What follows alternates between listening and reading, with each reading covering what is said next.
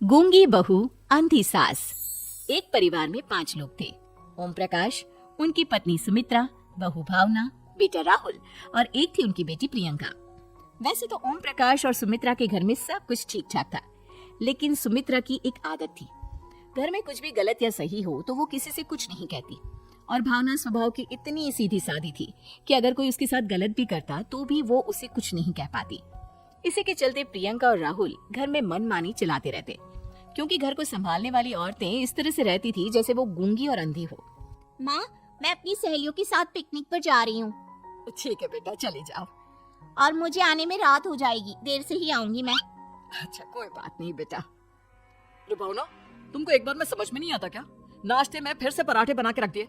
कितनी बार तुमसे कहा है कि मेरे लिए ढंग का नाश्ता बनाया करो। ठीक है जी, आगे से ध्यान रखूंगी। अरे ये बहू से किस तरह से बात कर रहे हो तुम राहुल? अरे तो और क्या करूं पापा, इसको कहीं बात एक बार में समझ में ही नहीं आती। सुमित्रा, तुम अपने बेटे को समझाती क्यों नहीं? बहू से बात करने का ये क्या तरीका है? अरे जिसकी जैसी मर्जी आए करो, मुझे क्या। भावना बेटा, तुम भी तो कभी कुछ कहा करो। इस तरह क्यों सबकी बातें सुनती रहती हो? कोई बात नहीं पापा जी, सब ठीक है। रात को काफी देर तक प्रियंका घर नहीं आती और जब वापस लौट कर आती है तो एक लड़की के साथ बाइक पर बैठकर सुमित्रा और भावना दोनों ही प्रियंका को लड़की के साथ देख लेते हैं।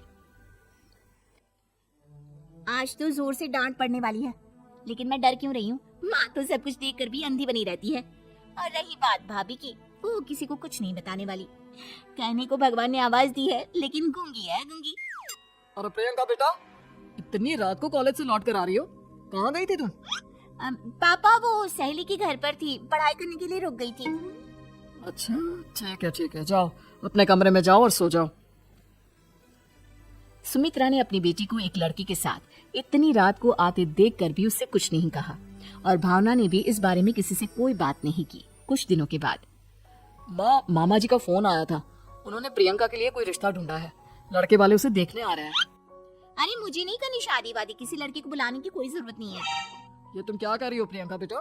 तुम्हारी शादी की उम्र हो चली है और तुम्हारे मामा जी ने बहुत अच्छा रिश्ता बताया है। पापा, अब जिद क्यों कर रहे हैं? और आप क्यों मेरी मर्जी के खिलाफ शादी कराना चाहते हैं? अरे माँ, इसको समझाइए ना। आपकी बेटी, आप तो बस चुपचाप सब कुछ होते हुए भी देखती रहती हैं। अरे तो क्या कहूँ, और मेरे कहने से क्या हो जाएगा? वैसे भी गलत क्या हो रहा है, सब कुछ सही तो है। भावना बहू, देखो तो प्रियंका हमारी बात नहीं समझेगी, लेकिन वो तुम्हारी हम उम्र है। क्या पता तुम्हारे कहने से उसे कुछ समझ में आ जाए। नहीं पापा जी, मेरे कहने से कुछ नहीं होगा। मैं प्रियंका को कैसे समझा सकती हूँ? वो ननद है मेरी, कहीं मेरी किसी बात का बुरा मान गई तो? सुमित्रा और भावना में से कोई भी प्रियंका को कुछ नहीं समझाता। इस बात से राहुल और ओम प्रकाश जी दोनों ही परेशान हो जाते हैं। और फिर जब लड़का प्रियंका को देखने के लिए आता है, मुझे आपकी बेटी बहुत पसंद है, मैं उसके साथ शादी करने के लिए तैयार हूँ। देखो, मुझे तुमसे शादी नहीं करनी, और ये बात जितनी जल्दी समझ में आ जाए अच्छा रहेगा। अरे तो फिर आप लोगों ने मुझे यहाँ बुलाया ही क्यों? माफ कर दो बेटा, वो हमारी बेटी जरा गुस्से में है, हम उसे समझाने की कोशिश करते हैं। हाँ, देखिए आप नाराज मत होइए, वो तो उसने बस ऐसे ही कह दिया होगा। अरे कोई ऐसे ही कुछ कहता है क्या? और ये आपकी पत्नी और माँ, ये दोनों इस तरह चुपचाप क्यों बैठे हैं, जैसे इस घर के मेंबर ही ना हो? आपके घर में सब कुछ ठीक तो है ना? अरे सब कुछ ठीक है बेटा। सुमित्रा, समझाओ ना अपनी बेटी को। अरे क्या समझाऊं, क्या होगा समझाने से? सब ठीक ही तो हो रहा है, गलत क्या हो रहा है? भावना, प्रियंका को अंदर लेकर जाओ और उससे समझाओ कि कितना अच्छा रिश्ता है। इतना अच्छा लड़का है, इस तरह से बिहेव ना करे। नहीं जी, मैं किसी से कुछ नहीं कह सकती जी। अरे अजीब परिवार है, मुझे तो यहाँ से निकलना पड़ेगा। इस तरह से तो आपकी बेटी की शादी किसी से नहीं हो सकती। जिसके घर की औरतें गूंगी और अंधी बनकर बैठ जाए, उस घर का कुछ नहीं हो सकता। ओम प्रकाश और राहुल सुमित्रा और भावना की हरकतों की वजह से बहुत परेशान हो जाते हैं। एक दिन वो दोनों आपस में बात करते हैं। पापा, समझ में नहीं आता कि भावना और माँ को कैसे समझाया जाए। सही कहते हो बेटा, तुम और मैं काम के सिलसिले में सारा दिन घर के बाहर रहते हैं और घर की दोनों औरतें जिन्हें सारा घर संभालना चाहिए, गूंगी और अंधी बनकर बैठी हैं।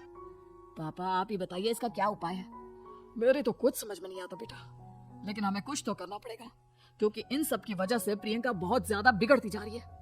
तुमने देखा उसे किस तरह से बिहेव किया था? अरे लेकिन पापा, हम करेंगे क्या? हमें एक नाटक करना होगा। कुछ दिनों के लिए हम भी गूंगे और बहरे बन जाते हैं उसके बाद इन दोनों औरतों को अकल आएगी। हाँ पापा, शायद आपकी बात ठीक है।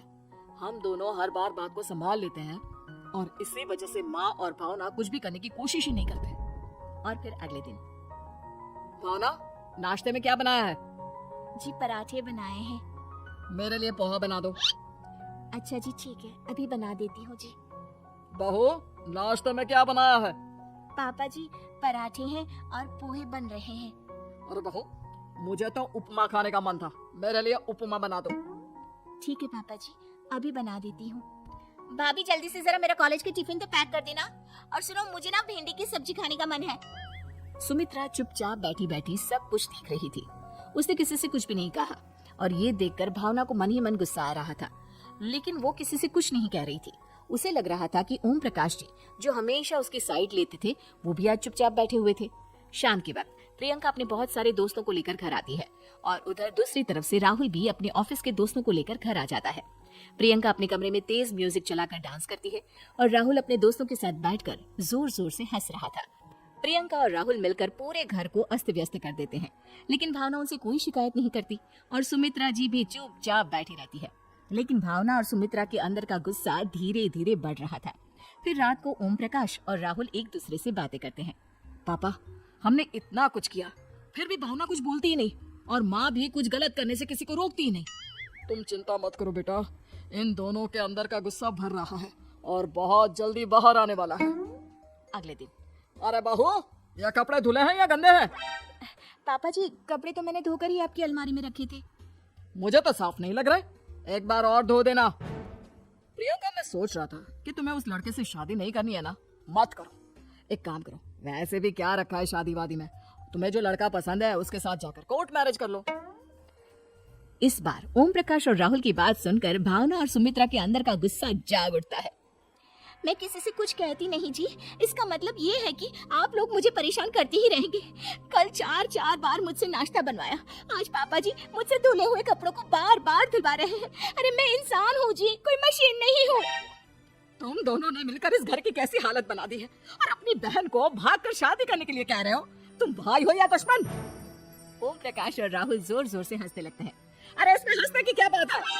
हम लोग यहाँ इतने परेशान हो रहे हैं जी, तुम लोगों को ऐसी हरकत करने के बाद भी हंसी आ रही है। ये क्या कर रहे हैं जी आप दोनों? यही तो हम चाहते थे कि सुमित्रा, तुम अंधी होकर ना बैठी रहो। घर में कुछ भी गलत हो तो उसे रोकने की कोशिश करो। और भावना, तुम अपने साथ हो रहे गलत व्यवहार पर भी कभी मुंह नहीं खोलती, ये सही बात नहीं है। मैं चाहता था कि तुम्हारी भी जुबान खुले, तुम गलत बात का विरोध करो। गूंगी बहू और अंधी सास की ये जोड़ी इस घर में अब नहीं चलेगी।